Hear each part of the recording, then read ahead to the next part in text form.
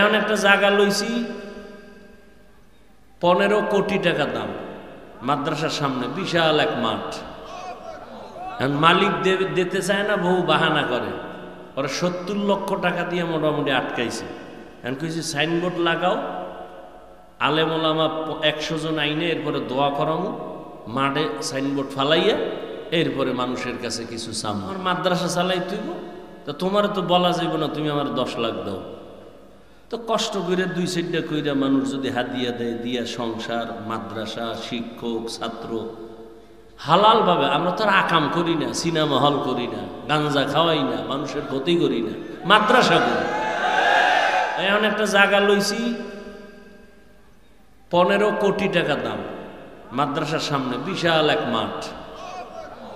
মালিক দিতে চায় না, বহু বাহানা করে।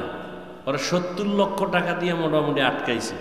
এখন কইছি সাইনবোর্ড লাগাও, আলেম ওলামা 100 জন আইনে, এরপরে দোয়া করামো, মাঠে সাইনবোর্ড ফালাইয়া এরপরে মানুষের কাছে কিছু চাম। রসুল চাইছেন, আমিও চাম, এটা সুন্নাত। টোটাল 20 কোটি টাকার একটা প্রজেক্ট মাথায় নিয়ে ঘুরতেছি। 70 লক্ষ টাকা মোটামুটি দেওয়া হয়েছে, আল্লাহর শুকর। ও টাইম দেবে কিছু, পেরেশান, এত টাকা কই পাবো। তা আবার অন্তরের বুঝে, মাওলায় দিলে সময় লাগে। বাংলাদেশ বলে গরিব, কোন সোরে কয় গরিব? দেখছেন নি টাকা কেমনে বাইরে হয় কলা গাছের ভিতরে দিয়ে? টাকা টাকা চারিদিকে। একজন সাধারণ মানুষের টাকা বলে 184 কোটি।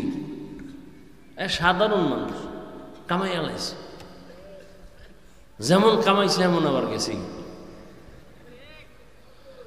হায় হায় হায়।